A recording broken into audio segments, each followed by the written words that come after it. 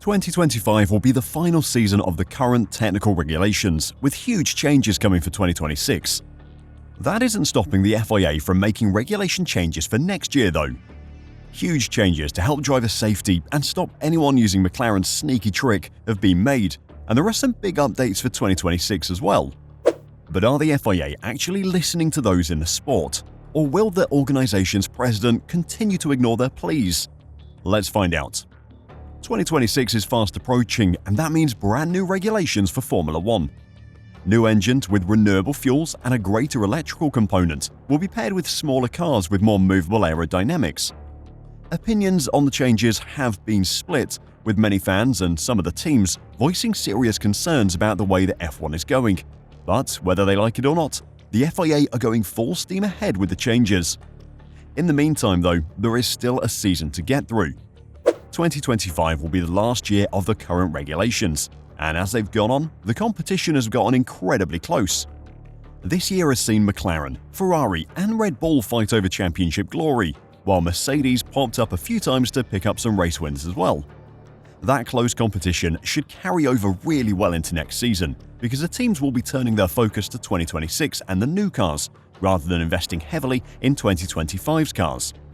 Upgrades will be limited, which means no one team should be able to gain a large advantage over the others, and hopefully, we'll be in for a season that comes down to the wire.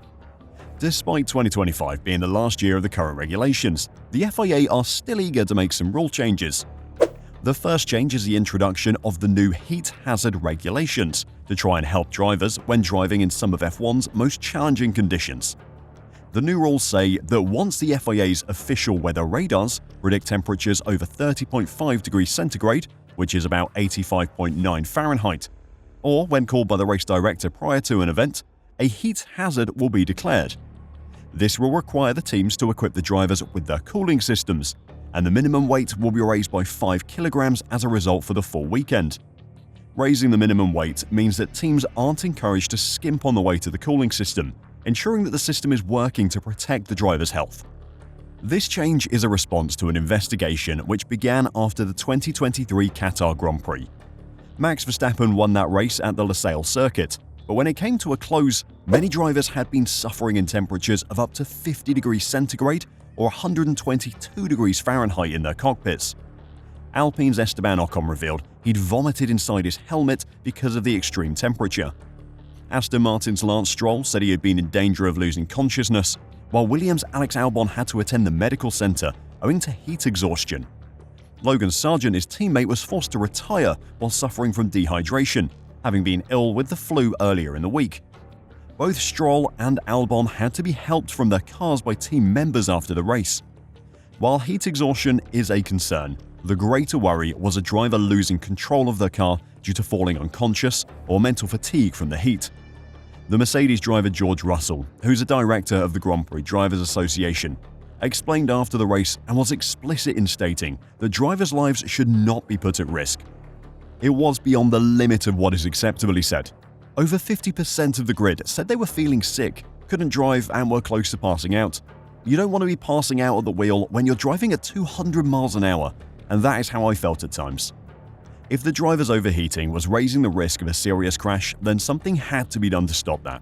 So the new heat hazard regulations are a great change for driver safety. The FIA has also made changes to the DRS flap for next season.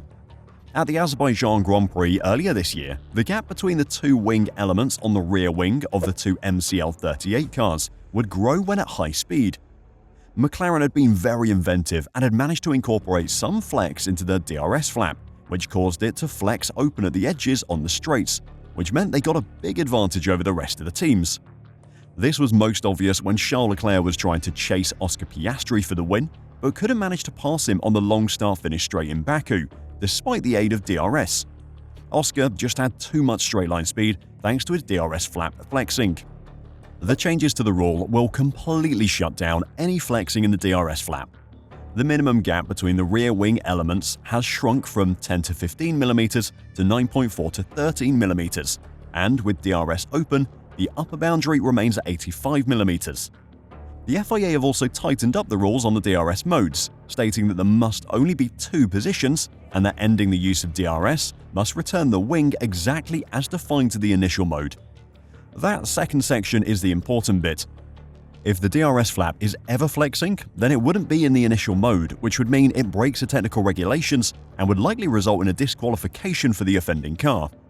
There have also been some huge updates to the 2026 regulations as the team prepare to start work on them in the new year. But before I talk about that, if you're enjoying the video and want to catch some more daily F1 news, then please give the video a like and subscribe to F1 Reverse. Thanks a lot. So, the teams can begin working in earnest on the 2026 cars from the new year, which means the final confirmations of what the aerodynamic regulations will be were needed. That has now happened. The regulations governing the application of active aerodynamics have been fully clarified, along with the floor body dimensions. The active aero rules now state that there may be 2 affected flaps on the front wing, which are required to enter 2 different modes, one for cornering and one for straight line use. This includes physical stops to stop the wing elements from rotating more than the required amount. This is essentially the same as the current rear wing DRS rules, with the 2 modes and limited movement, but with 2 wing elements able to move rather than the one on the current rear wing. There are also changes to the front wing end plates, which have gained a small winglet.